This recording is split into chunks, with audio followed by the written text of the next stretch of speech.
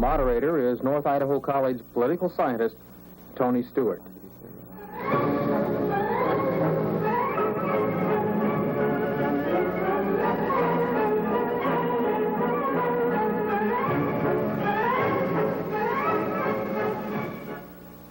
Good evening, ladies and gentlemen. This is your moderator, Tony Stewart, welcoming you to the 144th Forum. On behalf of the panel, it is my great pleasure this evening to welcome to our program a visitor from California who's been on campus today to speak to our student body. Our guest is Dr. Judy Konosky, who earned her PhD in mathematics from UCLA. Following her degree in mathematics, she went to the University of California at Berkeley, where she taught. She presently is the population coordinator for the Sierra Club and serves on the board of directors for an organization called Zero Population Growth. For the past 5 years, Dr. Konosky has been very involved in population environmental organizations working in that subject matter. Judy, it's a pleasure having you on our program. Thank you. It's good to be here.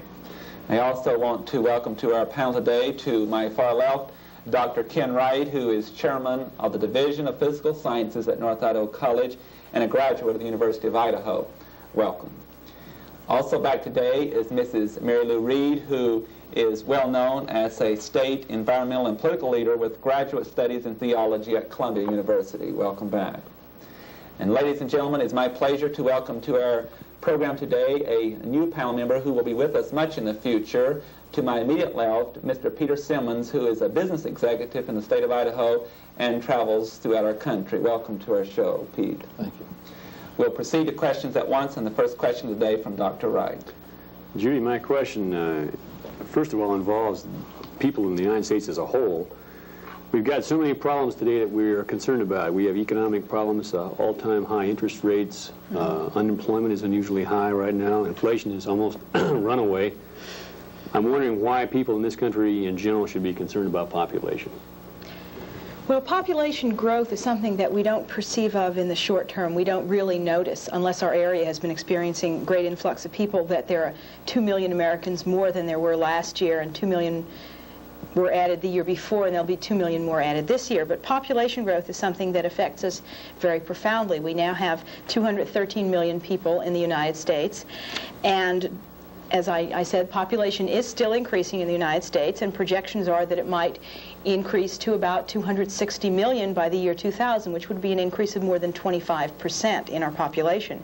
And if we look at the issue, for example, one of the ones you raised of energy consumption, if the population increases by 25%, then at the current level of consumption, we're going to have to provide enough energy for 25% more people, which might mean 25% more energy. We'll have to provide 25% more jobs, and we'll be using 25% more resources. So the environmental impact of our population grows as the numbers increase, and in fact the social impact and the impact on our government and on our whole society increases as the population increases. So it's something that we may not think is very important within the next year, but is important in the long run for the well-being of the United States. Mrs. Reed.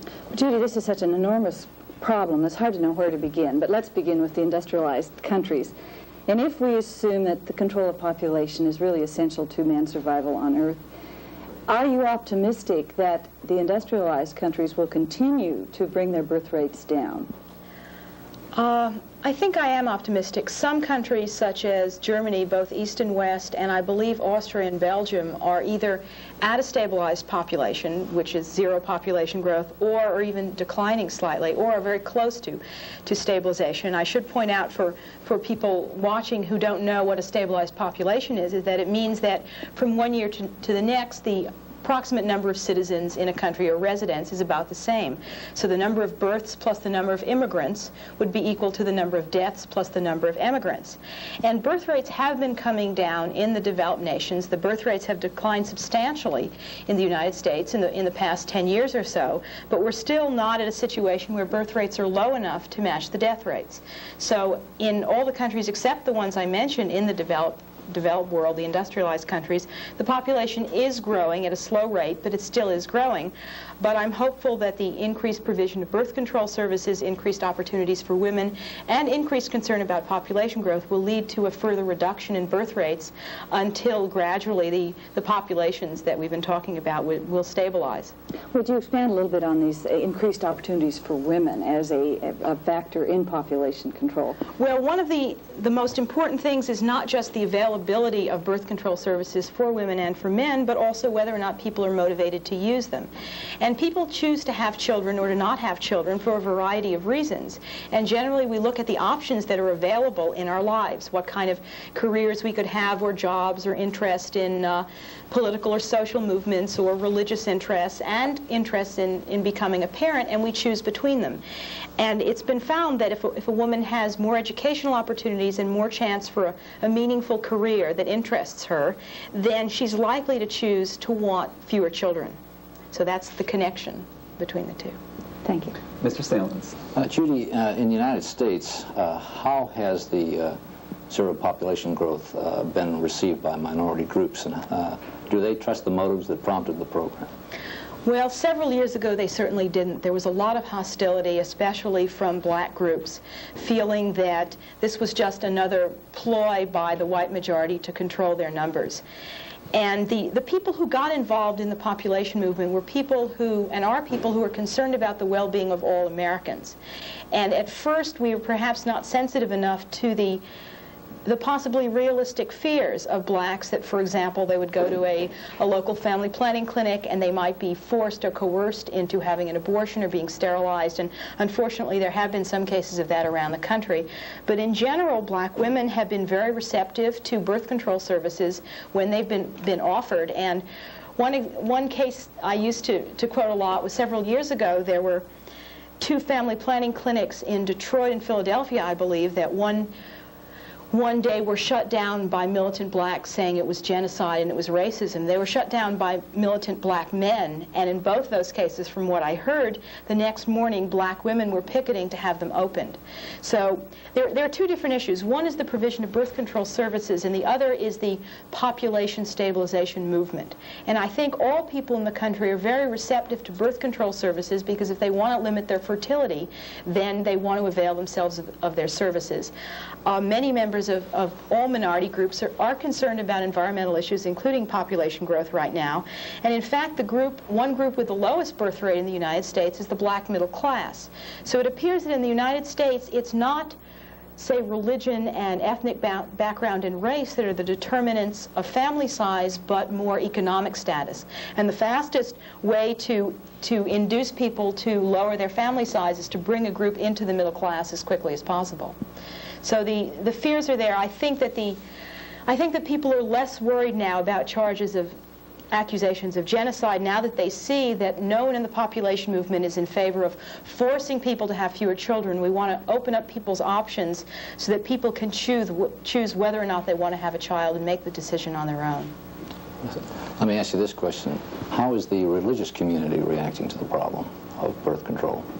Well, most religious groups have been very favorable towards birth control. Many religious denominations have come out in favor of population stabilization. The hierarchy of the Catholic Church is still opposed to any method of birth control but the rhythm method, and certainly we encourage as much research as possible into the rhythm method, because if that's the only thing a couple feels they want to use, then we want to give them the best method possible. Catholic couples in the country are using birth control almost to the same extent that non-Catholic couples in the United States are. And in fact, Catholics are having abortions, in fact, even slightly more than you would expect from their percentage in the population. And that's as a result of studies in 5 hospitals around the country. So there seems to be a big difference between the behavior of Catholic Americans and the current position of the Catholic Church. Dr. Wright. As a scientist, Judy, I naturally have a certain method of looking at things, and some people might expect that I might look at science as being the cure-all for a lot of our problems. Many people, I think, feel that science can solve most of our problems, if not all of them. And for instance, we had the trouble with detergents that were causing foam in our waterways, and the scientists came up with new linear alkyl sulfonates that were biodegradable, and this solved the problem. We're now told that we have methods of producing synthetic food, and recycling, of course, is a term that's becoming used every day. It may not be too much of a reality, but at least it's a term people are seeing. Why can't science solve the problems? Why is population still going to be a problem? Well, the problem of population growth is not a problem in the United States anyway, in the developed nations of a new technology. The problem is one of motivating people to limit family size. In the less developed countries, we probably need some sort of birth control method that people will be willing to use that will be inexpensive and widely distributed. But the issue is not simply one of, well, we just have to, we're human beings, we're not machines, and we make our decisions as human beings. And the question used to be raised on these kinds of issues, if we could put on a man on the moon, we can put everybody to work in the United States, or we can solve any problem we have. And the answer to that is it was much easier to put someone on the moon because it only required the agreement of maybe several 100,000 people. But in order to stabilize U.S. population or to stabilize world population, we have to get the consent and the agreement of not only governments and societies around the world, but of millions and millions of individuals. Now, as far as the food situation, synthetic foods are way off in the future. And if we just look at the current food situation, and I think I can remember what I read. There are right now about 400,000 people or more who are on the verge of starvation and will possibly die of hunger within the next several months. There are as many as 10 million people around the world who are very close to starvation, and there are about 400 million people, or even more, who are chronically malnourished, who never in their lives get enough food to eat or the right kind of food to eat. Of course, we have to increase food production, but all efforts to increase food production will be in vain if we don't do something about population. In the less developed countries, from the early 60s, I believe, to 1973, per capita food consumption increased only by 2 or 3%, even though food production as a whole increased by 30%. And the reason was that the population increased faster than the food production. So just looking at the food population situation, you can't solve the problem unless you both produce more food and reduce population growth rates. Oh, and I should mention that the figure I just gave about per capita food consumption doesn't include China. It includes all the rest of the less developed countries. And China has, from all reports that I've read and from reports of people who've gone there is no malnutrition anymore in China the way there is in most of the other less developed countries. Dr. Konofsky, I'd like to interject a question here, and while doing so, play the devil's advocate somewhat. Okay. Your organization, the Sierra Club, and other organizations like your own that are advocating a particular position now, such as some control on population or zero population growth, you're often charged from the other side that what you really are interested in is taking what resources we have, or a particular part of them, such as the wilderness area, and that you're frightened with population growth, that they're going to make inroads into that, and that you want that to play around in. That group oftentimes accuses people on the Sierra Club being more of the wealthy. How do you answer such a charge? Well, the answer is that in the Sierra Club and in the environmental movement as a whole, we want to give opportunities to everyone. Now, as even with this current population, if we look at, say, wilderness areas, it's not that the people who want to preserve wilderness areas are people who want to give opportunities for everyone to visit them. The fastest way to prevent people from visiting wilderness areas is to divide them up into private homes or into cities. And we want to preserve these things so that everyone can visit them. Unfortunately, right now, many people live too far from parks and wilderness areas and open space so that they can't get to them or don't have enough money to visit them. But we want to protect these things as a valuable resource for all Americans, and there's no way to do that unless we protect them as a society as a whole. Then would your organization or organizations like it oppose such things as certain policies have been implemented and others have been proposed to charge certain fees to enter national parks or these areas? Would you feel that this is discriminatory toward the poor that might wish to visit? Well, I don't really know what the Sierra Club position is on entry fees into the national parks. I believe that the entry fees in the past were, where there were any, were to try to attempt to limit the number of people who were trying to come to the parks. And if you, in the last few years, have tried to make reservations to camp in Yosemite or in Yellowstone, you find that if you want to go in the middle of the summer, you may have to make reservations as much as 2 or 3 months in advance. So I would imagine that the money has been used not just to bring in revenues for maintaining the park, but also to try to do something about the tremendous numbers of people who want to visit it. And in fact, that's a reason for keeping more of our land in wilderness areas and parks, because there are so many of us who do want to visit it. Plus, it doesn't have to tie to your population growth problem that you're talking about. Well, it does, because as the population grows, there'll be more and more people who want to visit parks and go to beaches. And I live in California, and right now the state of California has more than a 1,000-mile coastline, but only a few hundred of those miles are still in public lands. So if we want to preserve the opportunity for people to go to the beaches, we have to start having more parks and more areas that are protected by the public for the use of the public. And as the population grows, more and more people will need these kinds of recreational areas, so it's directly related to population growth. If the panel will bear with me, I'll pursue this one step further while playing the devil's advocate. Also, those who are more of the developers rather than wilderness advocates claim that you really are fatalist and over expressing your position that really the population problem is not a great one in the world, and that as the population grows, it will become more scientific and sophisticated in finding ways to produce more food on smaller number of acres, and therefore we do not really have a problem.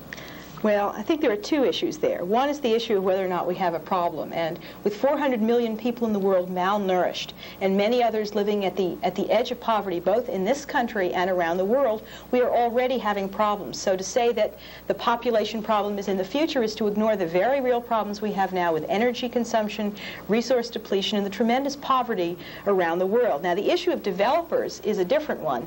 Many developers feel that the environmental movement as a whole is attempting to put them out of business by completely stopping development. And the answer is that we in the environmental movement and most citizens around the country more and more every year feel that we need development, we need new housing, but it has to be done in environmentally sound ways. It shouldn't be done on prime agricultural land. In California, many of the developments in the last several decades have been over agricultural land in San Jose in Northern California and in Orange County in Southern California, and we desperately need that land for agricultural production. We cannot afford to take agricultural land or valuable coastal land and use it for housing. What we do need is the right kind of development. We need to rebuild our city areas to make them worth living, and we certainly have business for the construction industry. We just need to channel it in ways that are for the betterment of the society and that are not environmentally destructive. Thank you. Mrs. Reed. Judy, can we move out into the undeveloped countries a little bit and perhaps ask you for a progress report on how some of these undeveloped countries are doing? Do you have some success stories of plans that are being implemented well? And can you tell us how progress is in a place like India? Well, okay, world population is now about 3.9 billion or close to 4 billion. And there have been some success stories around the world in reducing birth rates. And as an example, if we compare Taiwan with Mexico, which until several decades ago had the same birth rate, but then the birth rate in Mexico has declined only slightly, but that in Taiwan has declined tremendously. And the difference is that in Taiwan there was land reform so that most of the agricultural plots are owned by very small and owned by a large number of people, whereas in Mexico they're owned by a very few people who have very large plots. The economic development has been more widely distributed in Taiwan, even though the average per capita income is about half of that in Mexico. There's been improvement in literacy. Overwhelmingly, a majority of the people in Taiwan are educated. And in fact, in Taiwan, the birth rate started to drop very quickly, even before there was any organized family planning program. And then once a family planning program was put into effect, the birth rate drop continued very quickly. So it seems that from that example and from others around the world, the conditions that you need before the birth rate will start to drop are you need a certain amount of economic security. You need it to be spread out throughout the population. You need a certain amount of education and literacy. And you need to have people feel secure that as they get older, their society will take care of them. And people in less developed countries are being very rational. If you were a poor farmer in India, you would have to be out of your mind to have only 2 children, because the chances would be that the 2 of them would die before you reached old age, and then you would have no one to support you when you were older. So people in most of these countries are being very rational about their family size, and many of them would prefer to have 1 or 2 fewer than the number of children they do now have, but most people in less developed countries want 4 or 5 children. The big success story, as I mentioned earlier, has been China. And China has had the same kind of conditions that I just mentioned, along with maybe the strongest family planning policy in the world, where people do not have to go out to family planning clinics to get the services, but the services are brought to their home by workers. And there was also tremendous social coercion in China to have no more than 2 children. There used to be a law that a woman could not get married until 25, that men could not get married until 28. And the story I like to tell is one that I saw in Ann Lander's column, it must have been about a year ago, and I quote her because everybody recognizes her as an authority. And she had gone to China and had interviewed the head of one of the main urban hospitals, and she said to the doctor, "What happens if a woman is pregnant with her 3rd child? Do you force her to have an abortion?" And the doctor said, "No, but we send a village committee to talk to her, and after several such visits, she decides she wants an abortion." Okay, so there's tremendous amount of social coercion that we in the United States would simply not accept, although there's tremendous social coercion here to have children. But the way that China has reduced its birth rate is through providing tremendous economic benefits to everyone in the society, and through the provision of birth control services and tremendous social coercion to have no more than 2 children. In other words, famine and disease are not going to provide impetus at all for family planning. As a matter of fact, they may work against it because it reflects a lack of stabilization of the economic situation. Yeah, yeah. Are you very optimistic about any governments, as you see it, having stringent birth control laws in the illiterate countries where they don't have this background? Well, countries have been changing. Mexico, which when the current president of Mexico was elected several years ago, I remember reading that he said that one of his jobs was to continue the current high rate of population growth because it was good for the country. And then gradually he started supporting family planning clinics, and has now recently said that he believes that it's a high priority to reduce Mexico's growth rate, and he has been joined in that concern by the Catholic Church, which previously was very opposed to family planning. So there are small success stories. Birth rates have been brought down in places like India and Pakistan and Bangladesh a reasonable amount over the last decade or so, but we still have a long way to go, and some people are very pessimistic and some people are slightly optimistic. But it depends how you read the news and what you think is going to happen. But in this country, we really have no control over what the population policy of any other country but our own is going to be. Mr. Simmons. Judy, getting back to the United States, assuming that we reach zero population in this country, wouldn't the distribution of the population and its mobility still be a major problem for us? Yeah, it might be. I was in St. Louis a few days ago, and St. Louis has been experiencing a tremendous out-migration in the past few years. And in their inner city, they have very few young people who are working, but they have a very large percentage of older people who need social services, whereas places like Arizona have increased in population by about 21% between 1970 and 1974. Florida has increased by about 70% in the same 4-year period.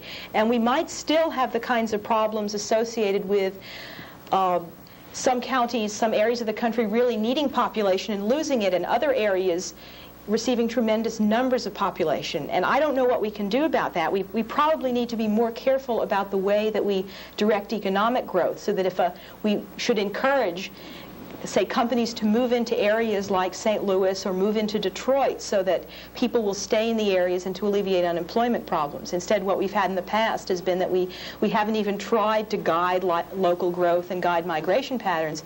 And yes, we could still have tremendous problems with migration patterns within the United States, even if U.S. population stabilized. How do you envision the economic structure of this country will have to change in order to support zero population?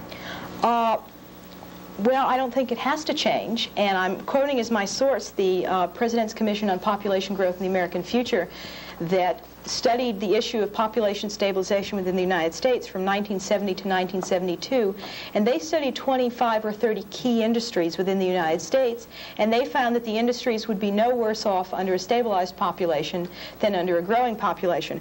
Of course, if you're the head of a company that's making baby products, I would advise you to diversify, just as companies that used to make buggy whips either diversified or went out of business. And we're certainly always going to have 1 million or 2 million American babies being born every year, and unless something very drastic happens with the U.S. birth rate. So there will always be enough babies around to support, to keep the population alive and to enable us all to enjoy children.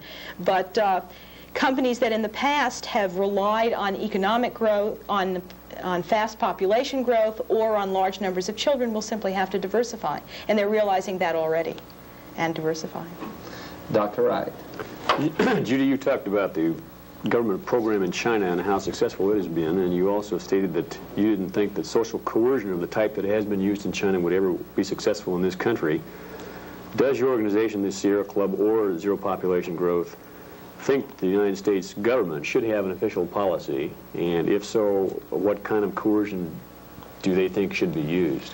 Well, both the Sierra Club and Zero Population Growth feel that the United States should have a population policy, and at the very least what we would like to see is something like a statement that has been introduced in the U.S. Congress several times but hasn't gotten anywhere, that would say the government of the United States believes that it would be in the best interest of the United States to stabilize its population, say within the next few decades, through means consistent with human freedom and dignity.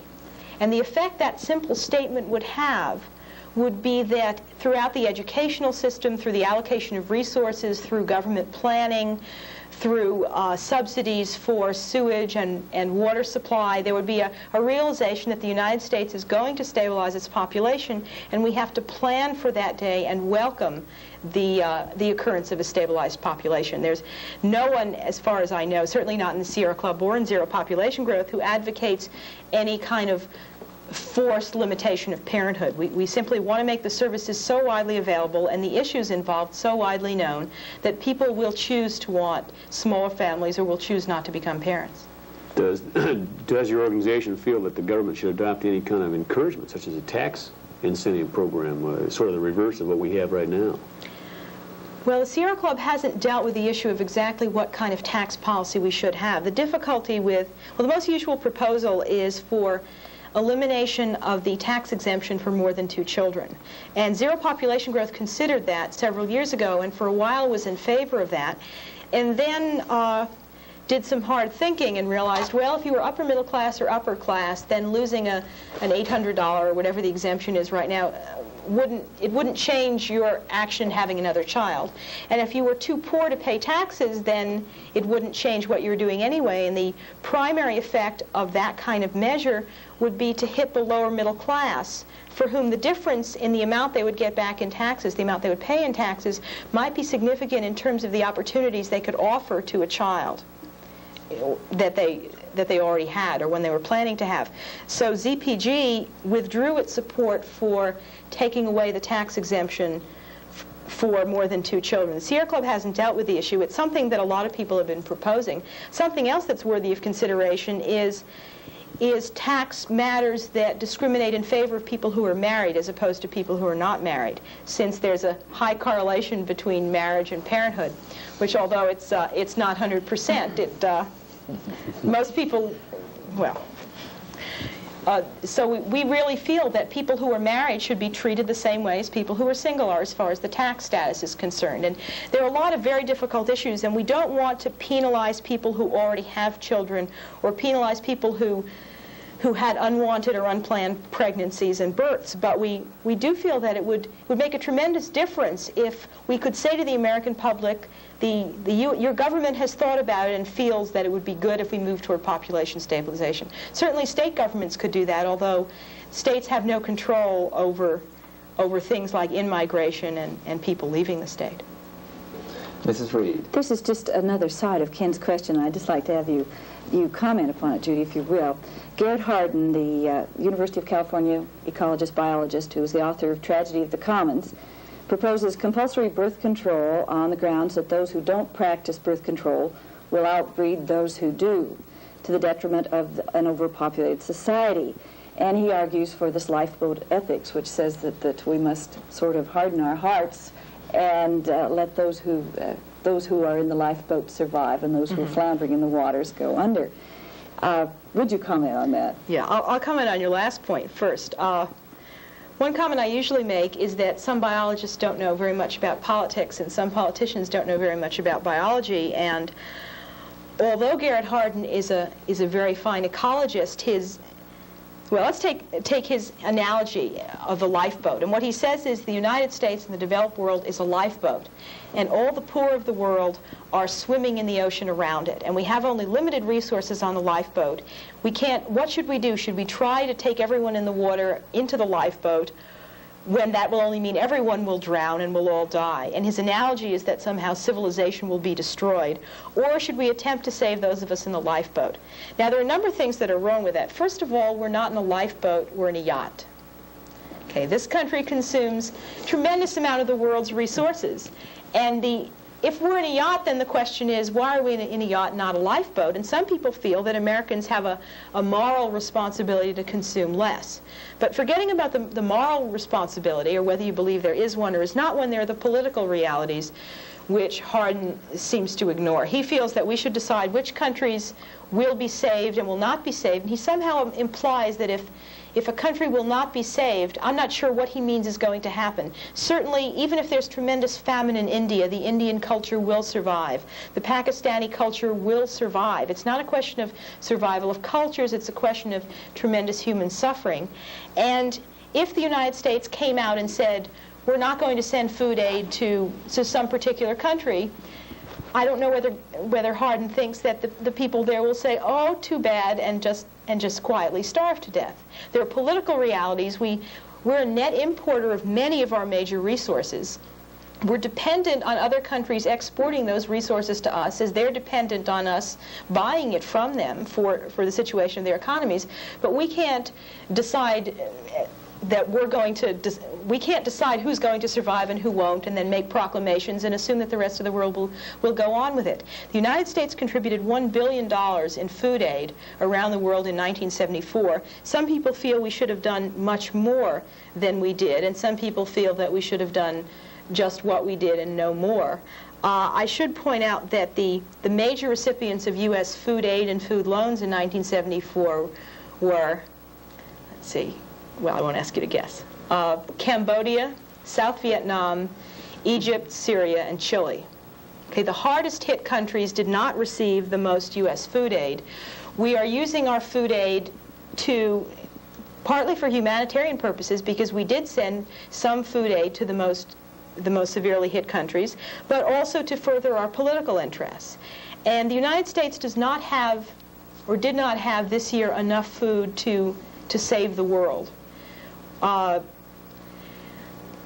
Lester Brown, who's an agricultural expert, has calculated that if in the next year Americans consume 10% less beef, chicken, and some other fish. No, it wasn't fish. It was, to say 10% less meat, then that would release 12 million tons of grain for other purposes. Now, 12 million tons was approximately the estimate of the need to prevent starvation to death in the most severely affected countries this year. But the questions are, if we personally decided to eat 10% less meat, does that mean that the cattle growers would grow less cattle?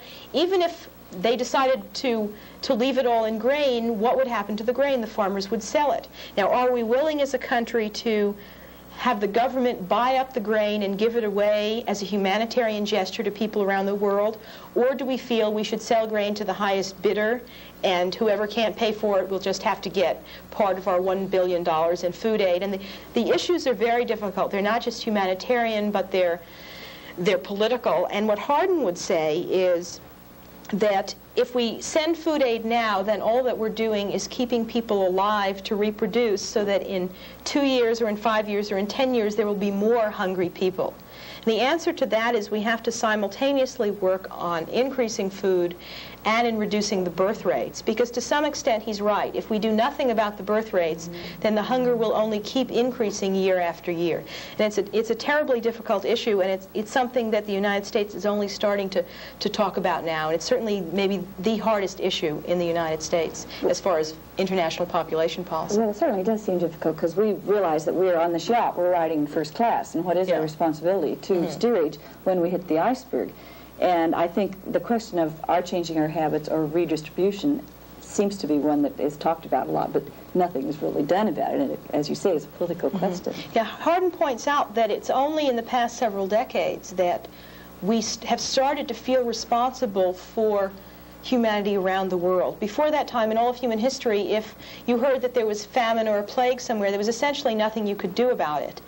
And it's only been recently that we hear so much about human poverty and suffering around the world, and only more recently that we feel that since we have more, we have a responsibility to trying to alleviate worldwide suffering. Now, Hardin regards that as unrealistic. He says we can't save the world, we shouldn't try to save the world, because all our efforts will only be in vain. But there are very many disputes, and he does seem to neglect some of the political realities that are just as real as the biological ones. If I may, I'd like to interject another question here. It seems that Mrs. Reed is always the panel member that gets on the line of thinking that I'm involved with and brings up my question, or one that relates to it. The marriage concept and social customs on the yacht, I'm speaking of the United States, are very interesting, and I think from time to time we don't realize how conditioned we are by customs in our society. And in your lecture today, I thought you gave some really interesting examples of how we're conditioned to marry and to have children, and that is the thinking in this country. Would you give us 3 or 4 examples of that? Yeah, let me, since I was reading them this afternoon, let me get them right now. The United States is very unusual for a developed country. In most developed countries, most but not an overwhelming percentage of people marry. People generally marry at a fairly late age. Even in the United States, in the 1930s, 30% of U.S. women married before age 25, and the others married after age 25 or didn't marry, so that the average age of marriage was much later.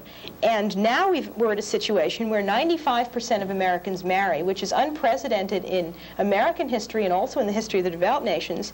And see, I have the figures for the median ages for first marriages in 1967 in California, and they were 22.9 years for men and 20.7 years for women. And if we compare that with a country like Sweden, where both the men and the women marry 2 years later, or in Spain, where the men marry about 4 years later and the women about 3 years later, we can see that in the United States we marry much younger, we have children much younger. 17% of all births in the United States are to teenagers. Many of the teenage marriages were marriages that were induced by a prior pregnancy. Teenage marriages are associated with tremendous emotional and financial and physical difficulties for both the mother and the child. And it's certainly something that we should take into consideration more seriously. Why do people get married and have children when they're teenagers, when it would be healthier for them and for the child to wait until they were at least in their early 20s? Well, now, with that statistic before us, or several of them, what do we see in advertisements? I'm thinking of TV commercials or in relations to other people in our community that really reinforce this statistic or increase it. Oh, well. See, one of the most recent interesting developments was a Paul Anka song that was his first big hit in 15 years, and I'll read it now. And those of you who know the song, don't listen to it as though it were the sentimental song that it is, but listen to it for the content about pregnancy. And it says, "Having my baby, what a lovely way of saying how much you love me. Having my baby, what a lovely way of saying what you're thinking of me." Now that romanticizes pregnancy, and for most of us, especially teenagers, we don't have very much contact with people who are raising small children to know that it's a lifetime responsibility. You have to be emotionally ready for it. You have to be willing to take the time and the energy to devote to the child. You have to have the patience. Having someone's baby is not a way of getting him to stay with you. Children that are had within marriages for the purpose of keeping the marriage together simply don't. It's a tremendously popular song. It sold 1 million copies. And we're not objecting to the romanticization of becoming a parent or getting married, but simply that it's so overdone in this society. And for example, the question here is having my baby. And the question is not, do you want to have a baby? The question is, do you want to be a parent? And being a parent is an 18 or 21-year responsibility. Once you're a parent for life. And having a baby sounds very much more romantic than being a parent. And if you're thinking about that at 17 or 18, you hear this, you watch TV soap operas in which you're told having a baby is the best thing that could happen to you. You see washing machine commercials that glorify large families, advertisements for rail travel that say it's cheaper the more of you there are. And these not only sell the product, but they're using the product to sell having a child. I remember one of several years ago where there was a woman, it was a shampoo commercial, and the woman was looking at her baby, and she had been using some baby shampoo, and she was saying how she tried it because her baby was using it, and now her hair looked so beautiful, and she looked at the audience and said, "Don't wait to have a baby before you try it," which, I mean, maybe the message was don't wait to have a baby before you try it. So it was sort of using the baby and how nice the baby's hair was to sell the product, but it was also using how happy she was to sell the baby. And similarly, when we use children in commercials and on TV shows to sell other things, especially exclusively in advertisements, we're using the advertisements to sell having children. Also in the series that have very large families, the Walton family and the Partridge family and the Brady family, we're never shown any economic difficulties with families that size. We're never shown any sibling rivalry. The parents never seem to resent having so many children around. They don't have enough time to themselves. And we just glorify parenthood. Now, what I would like to see happen is a realistic presentation of parenthood. I would like to see courses offered in schools and in community centers on education for parenthood, which would mean what's it like to have a child? What are the responsibilities? What kind of emotional strengths and resources do you have before you have a child? So people will be making a real decision. Yes, I have thought about it for a long time. I'm emotionally ready. My relationship is stable. I want to have a child. Instead of being beguiled by the advertising into thinking they want something which they may not know very much about. Thank you. Mr. Simmons. Putting aside the having of children for just a moment, how big a problem is the number of immigration people who arrive in the United States through immigration become? Well, let's to give you an example of that, let's look at the figures for 1974. There were 3.2 million births and 2 million deaths in 1974 for what's called a natural increase of births minus deaths of 1.2 million. There were 400,000 legal immigrants and 40,000 emigrants, for a net gain through immigration of 360,000. So the net gain through births, deaths, legal immigrants, and emigrants was of 1,560,000, and of that, 400,000 came from immigration. So legal immigration is now contributing about a quarter of U.S. population growth. Now, estimates of illegal immigration range anywhere from 650,000 to 1 million a year, and so that would increase the estimates of population growth to about 2 million a year and increase the percentage due to immigration. It's certainly part of our tradition to be a nation of immigrants and to welcome immigrants. The Statue of Liberty, where all of us except for Native Americans were recent immigrants within the past several hundred years, and it's really part of our tradition. But if we want the population to stabilize, we have to say that births plus immigrants equals deaths plus emigrants. We have no control over emigrants, people leaving. We certainly don't want to increase the death rate, so we have to decide. If we want to continue to have the same number of immigrants that we've had in the past, then we have to be willing to have fewer births. If we want to have more births, then we have to be willing to have fewer immigrants. It's a very difficult decision, and it challenges many of our values about ourselves as a nation and a people. And immigration is going to contribute more and more, a larger and larger percentage of our growth as the U.S. population itself starts to stabilize gradually. So it's a serious problem. Well, it's a serious issue now. It's not necessarily a problem, and it's becoming more and more important. The issue of illegal immigration is certainly is certainly a problem already, since it's illegal, so most people will say they're against it, but there are difficulties in enforcing it. And how do you prevent people from coming into the United States illegally, and how much effort are we willing to devote to limit the amount of illegal immigration that we're experiencing? Aren't there laws against illegal immigration that could be enforced? It's illegal to be an illegal immigrant, and it's illegal to bring people across the border illegally. But right now it is not illegal to knowingly hire an alien not authorized to work, and that includes people who came across the border illegally, or people who came, say, on visitors' visas and are trying to get a job. Now, there is a bill in the U.S. Congress that was passed by the Senate, by the House of Representatives overwhelmingly about a year and a half ago, that would have made it a criminal offense to knowingly hire an illegal alien. But that has been sitting in a Senate subcommittee unnoticed for about a year and a half, since it got through the House. There haven't been any hearings held on it. The head of the committee refuses to hold hearings. One of the rumors I heard was that he or someone else on that committee owns some large farms in the Southwest and perhaps himself employs illegal aliens. There's no way of knowing why that bill hasn't been moving. There are groups forming around the country to attempt to get that bill passed. The AFL-CIO is in favor of the bill. Cesar Chavez and the Farm Workers Union are in favor of the bill. Zero Population Growth is in favor of it.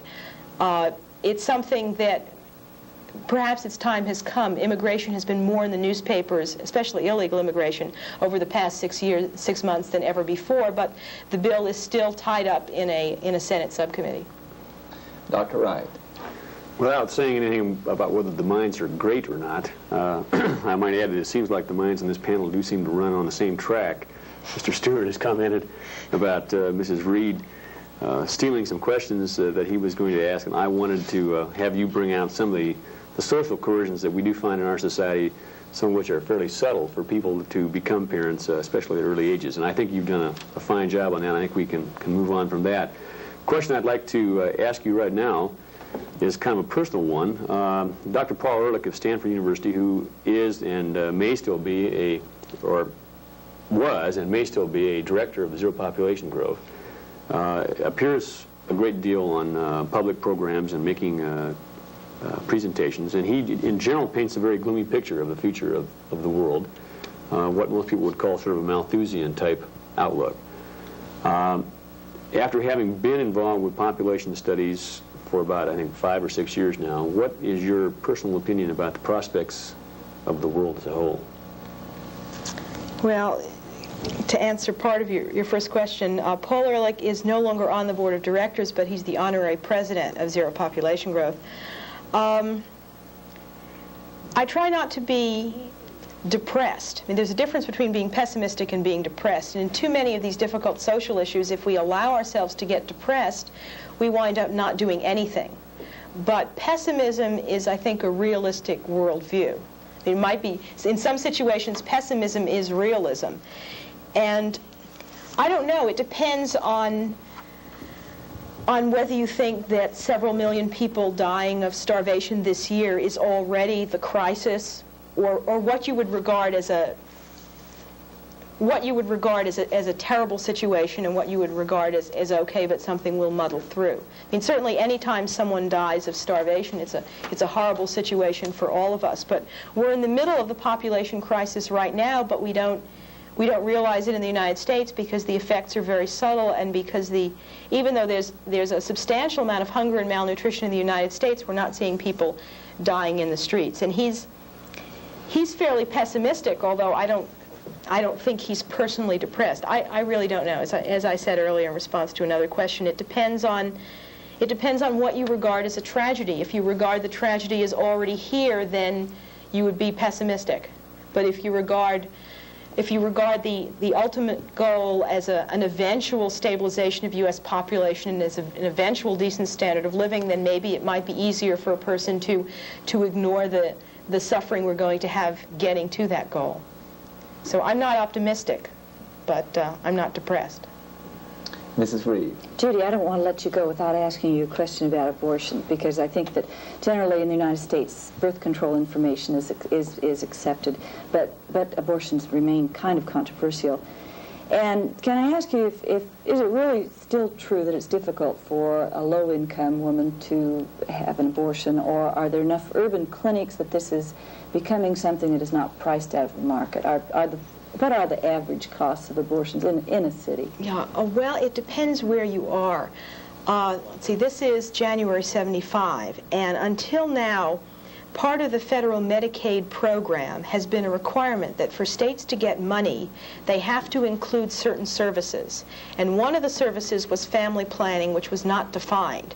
So that most, if not all, states have included, certainly the states that I've visited, have included abortion in their Medicaid programs, so that a poor woman who wanted an abortion but couldn't afford one could get one paid for by the state with matching funds from the federal government of, I believe, as much as 90%.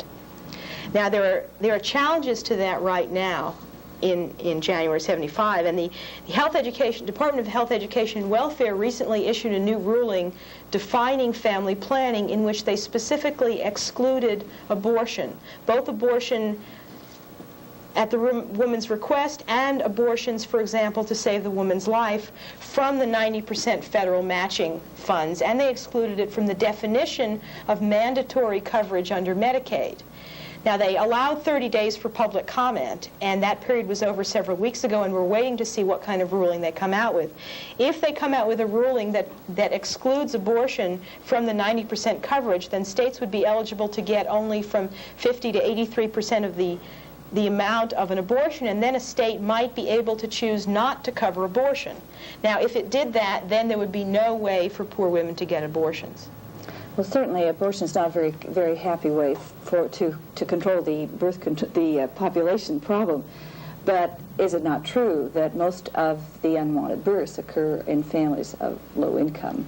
Yeah, most unwanted births occur in low-income families. I should mention the figures on the unwanted and unplanned births in the United States. Let's see. From 1966 to 1970, 15% of all births were unwanted by one or both parents, and 44% of all births were unplanned.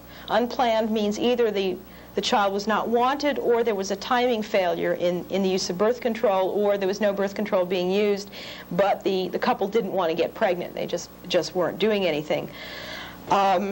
The poor certainly do have many more unwanted pregnancies and unwanted births. In the general population situation, abortion is only a small factor, primarily because almost all abortions would take place anyway, even if it were illegal. At least 70 and possibly a much higher percentage of abortions that are now being done that are legal abortions are replacements for illegal abortions.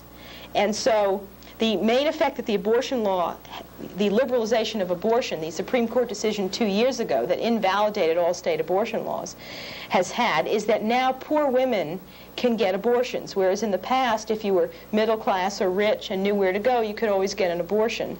And now, for the past 2 years, if you were poor, you were able to get an abortion. And so that has had a substantial effect on the birth rate in certain states. And it also means that women in general are more likely to think about pursuing a career if they know that if they have an unwanted pregnancy, they can get an abortion. So it works directly in helping people to limit fertility, and indirectly in that it enables people to plan careers with more security that they won't be interrupted by an unwanted pregnancy. Mr. Simmons. Judy, earlier you indicated that a number of our basic resources come from other countries. Mm-hmm. At present, we hear a great deal about the necessity of the United States becoming self-sufficient in its use of fuels. But really, what is the possibility of this country ever becoming self-sufficient in these areas of natural resource? Well, as far as the energy policy, I don't think most people believe that it's realistic that the United States would become self-sufficient in energy by 1985, which is what the so-called Project Independence goal is all about. Certainly the problem with becoming self-sufficient, it means that we use up our own resources first. And it might be in the United States' interest to reserve our resources and import as much as we can. So that for the energy situation, it's a very difficult issue, but the project independence is not necessarily in our own interest, because eventually our supplies of natural gas and oil are going to run out, and project independence would possibly only enable them to run out sooner rather than later. The figures on import of major resources are the following. We now import 100% of our supplies of chromium and tin, and more than 80% of our supplies of manganese, nickel, and aluminum. And the National Commission on Materials Policy, which was a government agency, projected that by the year 2000 we would be importing more than about 70 to 80% of our lead, zinc, copper, iron, and tungsten. And we've already seen the difficulties of dependence on foreign sources for petroleum. And since we're so heavily dependent on other nations for these other resources, if they start raising the prices or cutting back on exports to us, we're going to have a very difficult problem. And that's part of the reason for why we need to limit our consumption of these resources in the United States and find ways to eliminate waste in what we are using, and also limit population growth, so we don't get ourselves into situations in which we're so dependent on one resource that a shortage in any one thing could be very disastrous to our economy and well-being. At present, I don't think anybody is too happy with the environmental situation in the country. But even at today's population, if we were at zero population today, we would still have difficulty arriving then at a self-sufficient situation. Yeah, population by itself is not the cause of anything in particular. It's only population combined with what we're consuming and how what we're consuming is translated into energy and resources, and, well, it's how many people there are and how we're living, and then how we use resources to provide how we're living, how efficient our machines are, how well insulated our homes are. So it's those three factors taken into consideration that account for our use of resources and for environmental problems. Certainly we could have even worse environmental problems than we have now, even with a stabilized population. It's just that if the population keeps growing, it'll become more and more difficult for us to solve all our other problems, and stabilizing our population will enable us to devote, say, 100% of our national budget into upgrading the quality of our lives, instead of partly used into upgrading the quality of our lives and partly just to keep up with the increasing numbers. Judy, we're running out of time. We've got a very short amount of time left, but could you very quickly answer an impossible question, at least in that time limit, and that is, where are we going from here? What's going to happen to us? Well, that depends what we all decide to do. It depends on whether or not we're wise enough to realize that we have to reduce pollution, that we have to take care of our natural resources, we have to protect our land use so we don't waste agricultural land, so we don't build on areas that are liable to earthquake faults or slides, so that we have enough open space, and we have to. The future of the United States, to some extent, will depend on what we do with our population, and that depends on the decisions of everyone who's alive now. With that, on that note, anyway, Judy, I'll have to bring our program to conclusion. On behalf of the panel, I really want to thank you for being with us. It's been one of our more stimulating programs. Oh, thank you. I also thank all three panel members, Dr. Wright, Mrs. Reed, and Mr. Simmons, for outstanding questions. Ladies and gentlemen, our guest today has been Dr. Judy Konoski from California, discussing with us the question of the environment, and particularly the population explosion or growth in this world, and her ideas on it. I thank you for being with us, and may I take this opportunity to suggest that if you would like to, you may write or call us at North Idaho College in Coeur d'Alene, Idaho, to give us your views on our programs or suggest future guests. Thank you for being with us, and good evening.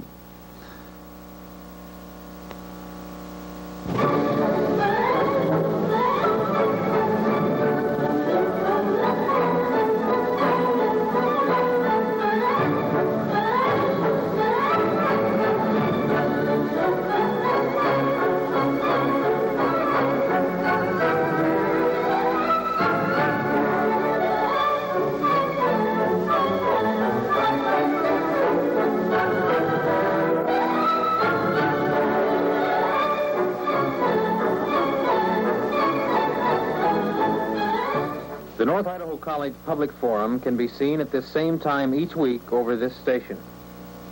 The preceding student production was brought to you by Videotape Recording.